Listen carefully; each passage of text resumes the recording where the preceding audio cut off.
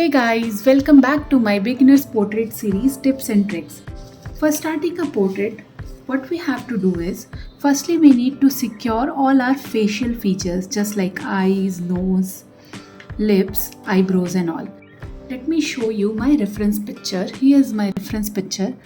So for eyebrows and eyes, I'm gonna use some brown color because directly we do not do black color.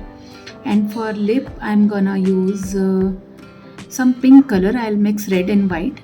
Let me show you how I do this. For eyes, I'm using this Brustro's burnt Sienna color.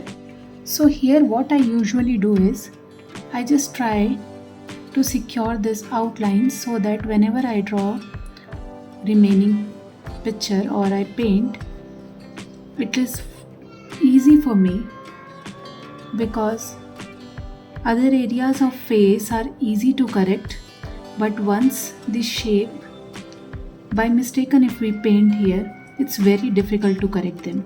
So we miss the proportion and all these things. So that's why what I do, I usually apply a very thin layer just like this and save my portrait. I mean features of my portrait. So whenever I'll be painting, I do not come inside the eye. I make sure, okay, I'm not going beyond this reference line. Okay, so quickly I just make these two lines. So do not draw very harsh lines or something. Later we don't want to have any problem because of these lines. So very lightly I'll be painting this. So mostly eyes and eyebrows usually are towards brown color.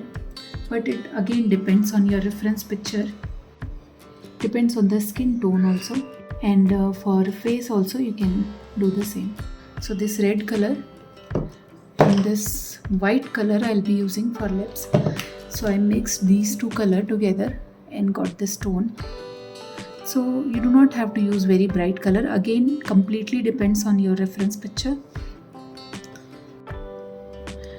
In lips also you can use some brown color, completely depends if you're painting a brown skin.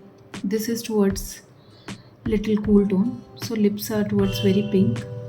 So that's why here I'll be using pink color. So if you are a beginner, try making your portraits like this. I hope this video is helpful for you. Do give it a try and let me know in the comment section. And for more such art related tips and tricks, kindly subscribe to my channel. Thank you.